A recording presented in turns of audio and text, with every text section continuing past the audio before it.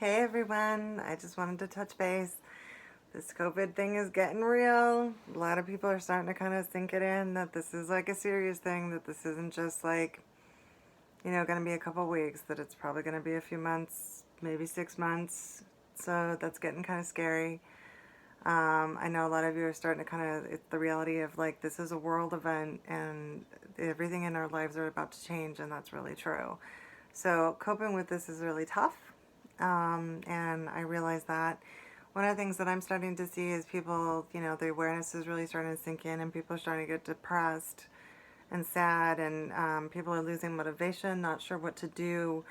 And like they're just at home, and like, what do you do with all this extra time? And I think there's this internal panic depression that's happening for a lot of people, and that's making it kind of tough. So I just wanted to kind of reach out and say, like, a lot of this is really normal, but it's also really, a lot of times what people don't realize is during these times, if you're able to, this is a good opportunity. And in every crisis throughout history, there's always opportunity. And if you can kind of hold on to that idea and look for, like, what are my opportunities? What can I do with this time? How can I maybe even reinvent myself? It's a good time to kind of like look at those questions. The depression is the grief of moving beyond. Everything has changed. Everything is different, and you have to take the time to grieve. But then you're going to have to take the time to go, okay, now what? So I know this is a really big week. They're supposed to, they're saying for Los Angeles that this is a time where there may be a lot of impact, a lot of death, a lot of stuff happening, and it's kind of scary. But really, genuinely, one of the things with crisis that is super important to do is to stay focused in your current tasks or daily life stuff. And if you've lost your job or you don't have those kinds of things, this is the time to start to kind of be creative and try to figure out, okay, what is it that I can do? What can I contribute? How can I be a part of in a constructive way? It's challenging. You can't leave your house. You can't go out and do things. There's also, I noticed that I said you can't leave your house, and then there's this fraction of people who are like, well, that doesn't mean you can't go do XYZ. Yes, it does. It does mean that. The thing that people are not understanding is that a virus, like, this is an airborne virus, so imagine that it's like pollen. It's out in the world, it's out in the air. So just because you're not interfacing with people doesn't mean you're not being exposed. You may be having less exposure, but it doesn't mean you're not being exposed. So that's kind of why, people are like, you have to take off all your clothes when you get into the house, and like wash everything right away, not just put it in a hamper. Wash it. You have to wash it. Because it's kind of like going through this invisible snowstorm.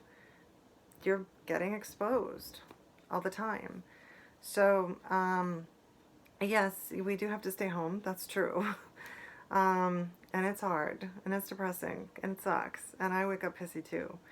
But at the same time, if you can keep a focus on, okay, what can I do? How can I create a new routine? How can I create a new normal that is healthy, that is going to produce something, that is going to create something? What do I want to do? If I need to reinvent, how could I reinvent? Just start kind of being creative in your thinking. So I know it's challenging. I'm not kidding myself in this. I'm not just being your robot cheerleader.